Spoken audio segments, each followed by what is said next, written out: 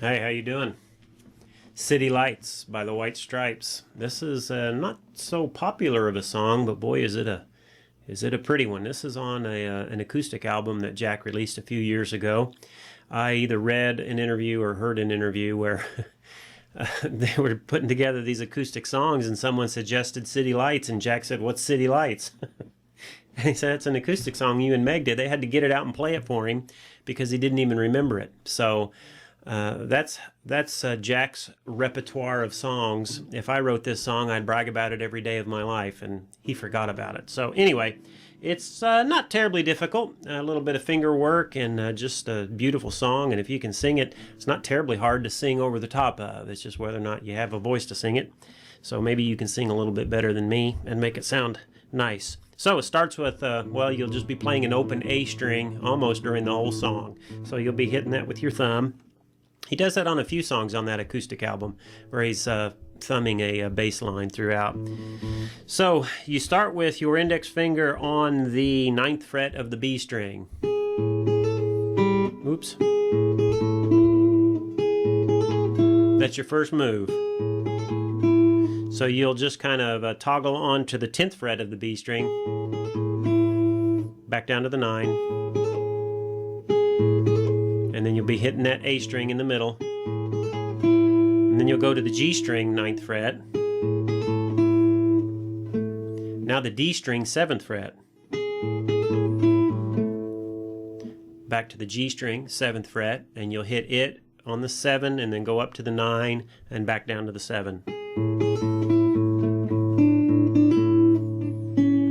Actually down to the 6.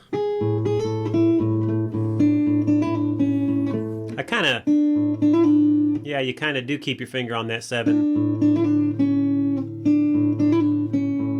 Now sometimes he will land on that 9th fret and not release back to the 7. And again, just each time he plays it, play it just a little bit different. I should say each time you play it. You can just add a little bit of personality to each one. So for instance, instead of always doing that, you can just go, just hit notes, single notes. Same thing here.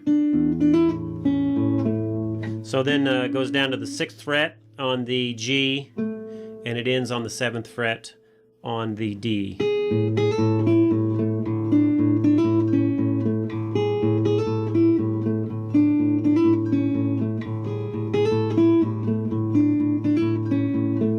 So play that until you're sick of hearing it, but then you'll be able to play it just right.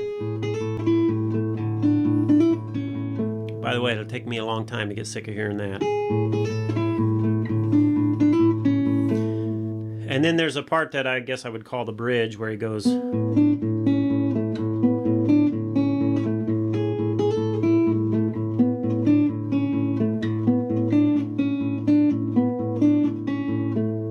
Goes into another little part that we'll get to in just a second. So that part is starts normal,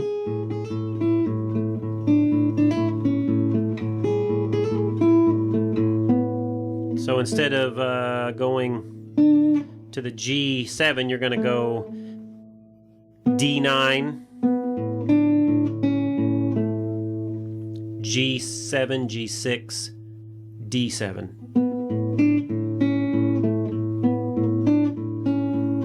So that is, and I'm hitting that A string every time. So that is again D9, G7, G6, D7. Starts over.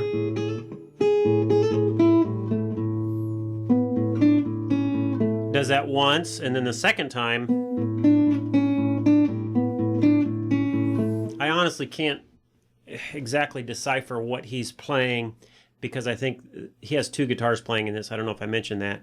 There are two guitars playing in this, and so that gives it a very different sound than what you can accomplish with just one guitar. It can still be beautiful, but it's not going to have quite the range or the size that it does with the two guitars playing. So either grab somebody with a second guitar or be happy with the sound of one guitar. And so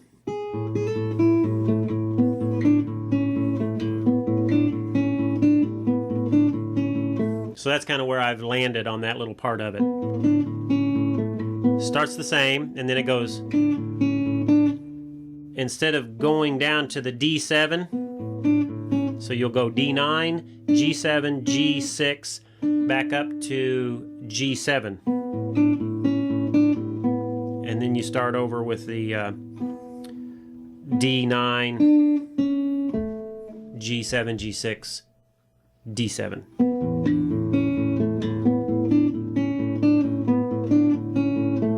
Okay? And you don't even have to do that. You can just play it all the exact same. That would sound just as pretty. No one will notice. If they do, give them a nickel, because that is a very good ear. Next part is... So that starts on the E string, 9th fret. You'll lilt up to the 10. And then you'll catch the 10 of the B, 9 of the G, and then the 8 of the B up to the 10 of the B, I do believe. Again, you'll just kind of lilt up to that 10, from 8 to 10 on the B, and then you'll land again on the 9 of the G.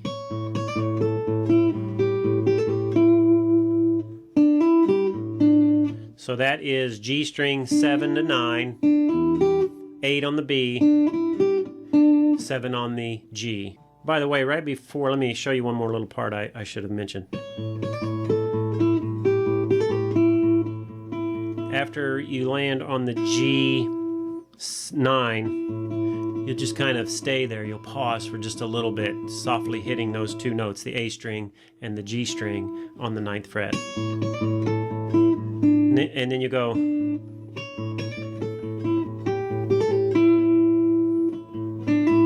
that's where you go 7, 9 on the G, 8 on the B, lilt up from the 7 to the 9 on the G, and then it kind of resolves on the G6.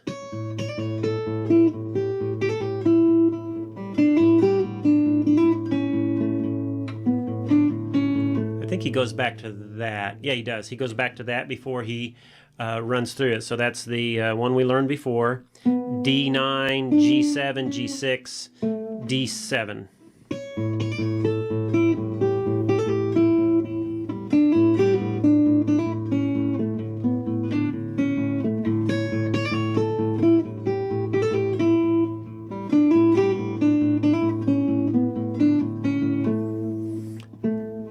I said you might land on that D7 again. I think once he does that, he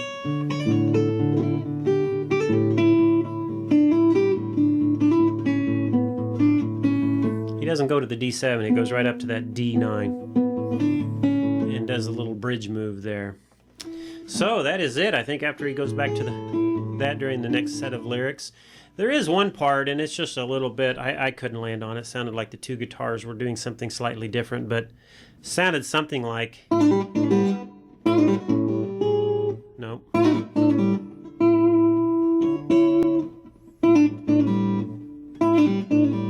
See, I don't even think that sounds right, but maybe if two guitars were doing it, it would sound better. It's a little bit of a, a little bit of a noisy part of that song. It just changes the attitude of the song for a little bit. So I'm just familiar frets here. G9, G7, G6. Back to G9. And then I'm catching the E9 and the G9 at the same time.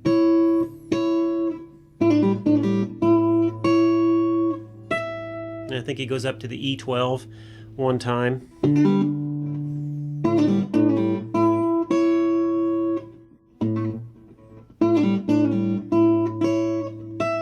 And I don't know if he hits a harmonic on that or just the note. But again, I don't necessarily play that part if I'm playing that song. It does kind of afterwards resolve back to...